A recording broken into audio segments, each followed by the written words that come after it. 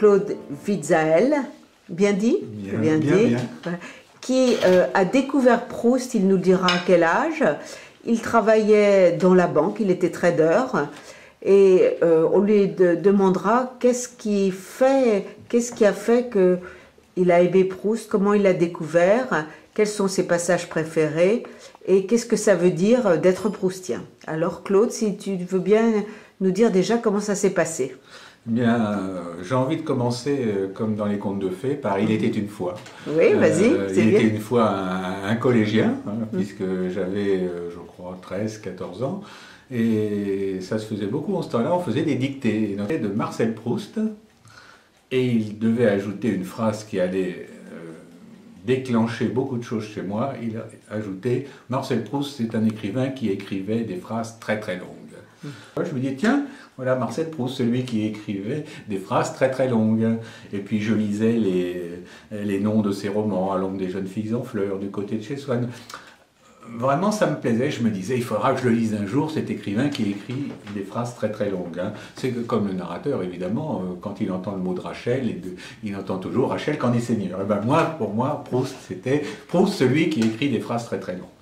Mais bon, j'avais d'autres choses à lire et les années ont passé. Et puis, bon, je passe quand même quelques épisodes. Mais un jour, la bibliothèque me voit arriver. Et la bibliothécaire me voit arriver. Et je lui dis, est-ce que vous avez La recherche du temps perdu? Donc là, j'avais déjà une trentaine d'années. Oui, j'ai bien La recherche du temps perdu. Malheureusement, il me manque les 2 premiers volumes du côté de chez Swann. Donc, je suis persuadé maintenant quand on doit lire un livre, on le lit, mais quand on doit le lire, pas n'importe quand. 2 volumes sur une étagère, c'était Du côté de chez Swann. Et là, j'ai donc lu Du côté de chez Swann et j'ai entamé et fini toute La recherche du temps perdu. Et en combien de temps? Assez rapidement? Non, ça m'a bien pris 6 mois peut-être. Ouais. Et j'ai été littéralement subjugué. Dès le début? Dès le début, je ne me suis jamais posé la question que beaucoup se posent, est-ce que vraiment j'ai envie de continuer? Non, pour moi, on commence à la première phrase et on termine par le mot fin. Donc, je me souviens de ma réaction après, quand même, me disant, mais l'auteur qui a écrit ça, quelle souffrance il a dû subir pour écrire un livre comme ça? Mais qui était Marcel Proust? Parce que ce qu'il y avait comme biographie, il n'y avait pas grand-chose au milieu des années 80. Je tombe quand même sur celle de Penter, même si elle est décriée maintenant, mais bon, il n'y avait que ça. Et je me suis rendu compte, en lisant la biographie de Penter, qu'il y a beaucoup de passages sur lesquels il insistait, et auxquels je n'avais pas prêté une assez bonne attention. Et j'ai lu cette biographie, et ça m'a donné une seule envie, c'est de reprendre la recherche tout de suite pour notamment essayer de ne pas louper de passages. Donc j'ai relu immédiatement la recherche, et j'ai eu l'impression de lire un livre nouveau, parce qu'il y a tellement de passages pour lesquels j'avais prêté moins d'attention et d'autres inversement. Donc j'ai relu la recherche, et après, j'ai voulu évidemment améliorer ma connaissance de Proust.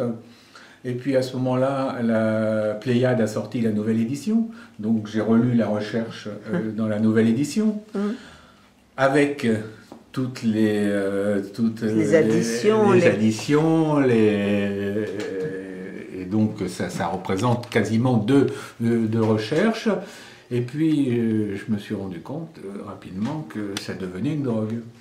J'avais quand même envie de connaître plus à fond l'auteur et puis la recherche, et donc je me suis mis à lire les auteurs qui ont inspiré, qui ont précédé la recherche du temps perdu, c'est-à-dire Anatole France, Maurice Barrès, par exemple. Et quand on lit Barrès, c'est lumineux. C'est lumineux, on comprend tout de suite pourquoi Proust pour employer un terme moderne, a tilté sur Maurice Barrès, par exemple. C'est en lisant ce que Marcel Proust lisait que je suis un peu mieux rentré dans son monde. Et après, évidemment, Marcel Proust, non seulement dans la recherche, mais dans ses autres écrits, ses articles de journaux, parle d'autres personnages. Donc j'ai lu les écrivains dont il parlait. Je prends un exemple qui m'a beaucoup plu. Marcel Proust parle à un moment donné, je ne sais plus dans quel texte, de Marguerite Audoux. Personnage totalement inconnu de moi à l'époque. Marguerite Audoux, bon, elle a eu le prix féminin en 1910, elle a écrit un livre qui s'appelle Marie-Claire. J'ai lu Marguerite Audoux. Tu dois être le seul en France. Ça m'a beaucoup plu. Ah oui. Ça m'a beaucoup plu. Et quand on lit Marguerite Audoux, ben, on lit un petit peu sa biographie. Et son mentor, c'était l'écrivain Charles-Louis Philippe. Je me suis mis à lire Charles-Louis Philippe. Je m'éloignais déjà de Proust, évidemment, mais j'ai lu Charles-Louis Philippe, qui est, je crois, un écrivain, je ne le mets pas à la même hauteur que Proust, mais c'est un merveilleux écrivain que j'aime énormément. Et qu'est-ce que tu appelles un merveilleux écrivain?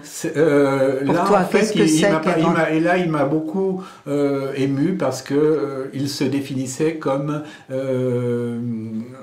je suis l'écrivain des pauvres, des humbles, des personnes humbles. Et dans un très beau style. Hein. Et cet écrivain qui a vécu autour de 1900, il est mort très jeune, hein, il est né en 1874, il est mort en 1909. Et donc, il m'a beaucoup touché. À quelques kilomètres de chez lui, donc il habitait dans le Bourbonnais, donc quelqu'un qui est très attaché à la terre.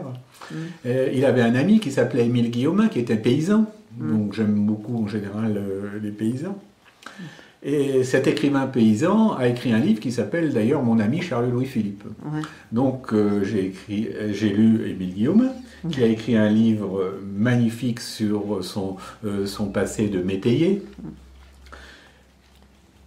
Et puis il y a, comme moi, mais bien des années avant, un sociologue parisien, un écrivain sociologue parisien qui s'est intéressé à cet Émile Guillaumin, qui est venu le voir à plusieurs reprises pour comparer l'évolution de la paysannerie de l'époque. Et cet écrivain, ce sociologue, s'appelait M. Daniel Halévy, qui était le compagnon de Proust au lycée Condorcet.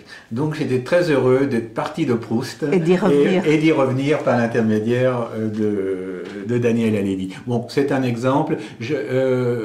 Proust parlait également beaucoup de musique, donc il m'a fait découvrir la musique. Parce que moi, je ne connaissais strictement rien à la musique. Je ne connaissais évidemment, comme tout le monde, que la cinquième de Beethoven ou le boléro de Ravel. Mais quand même, j'étais frustré de lire le bonheur que représentait la musique pour le narrateur. Et j'étais frustré, ne connaissant pas cette jouissance. Donc, je me suis dit, il faut quand même, non pas là que je lise, mais que j'écoute la musique. Alors, dans sa biographie, on lit que, par exemple, la sonate de Vinteuil a été inspirée en partie par la sonate pour piano et violon en la majeure de César Franck. César Franck, un nom totalement inconnu. J'ai écouté cette sonate, et ça a été Saint-Paul sur le chemin de Damas. Ça a été et tout ça, vers quel âge t'en étais là? Toujours au milieu des années 80. Oui, toujours. Toujours 35 ans. Et je me suis dit, mais... Alors, j'ai peut-être été conditionné, je vais quand même écouter une autre musique de César Franck, voir un petit peu. Donc j'ai écouté sa symphonie notamment. Bon, l'enchantement était toujours là. Et puis j'ai écouté une œuvre, un oratorio qui s'appelle Les Béatitudes, que malheureusement on exécute rarement parce que ça demande un effectif de musiciens extrêmement important. J'ai quand même eu la chance de ma vie d'assister à l'exécution 2 fois. Et c'est un oratorio absolument extraordinaire, avec des voix, notamment de mezzo, qui m'ont enchanté.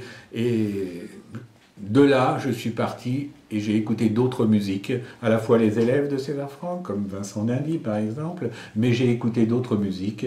Et pour moi qui n'avais absolument aucune connaissance en musique, maintenant j'ai des centaines et des centaines de disques classiques à la maison. Voilà. Claude Witzael. Et on va vraiment parler de la recherche maintenant.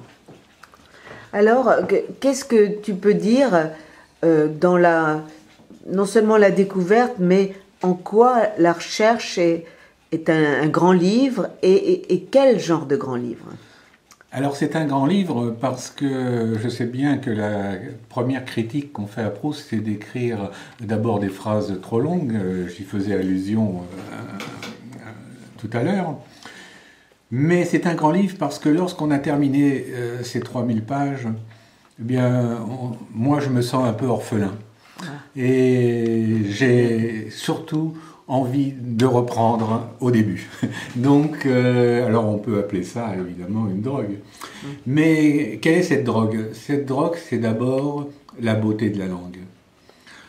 Alors, évidemment, on pourrait me demander quelle est la phrase la plus belle, quelle est celle la plus importante, la plus poétique. Alors, bon, ma sensibilité fait que la phrase qui m'émeut profondément, c'est une phrase toute simple, alors je ne la connais pas par cœur, mais c'est cette arrivée à Combray, où l'église est comparée à une bergère, et les toits des maisons aux moutons, et l'église semble les recouvrir de sa grande mante. Cette métaphore, cette image m'émeut profondément, d'abord parce que je suis très attaché en général au terroir au pluriel et évidemment à celui-ci, mais voilà une phrase qui pour moi est vraiment frappée du sceau du génie. C'est une phrase simple, mais d'une beauté parfaite.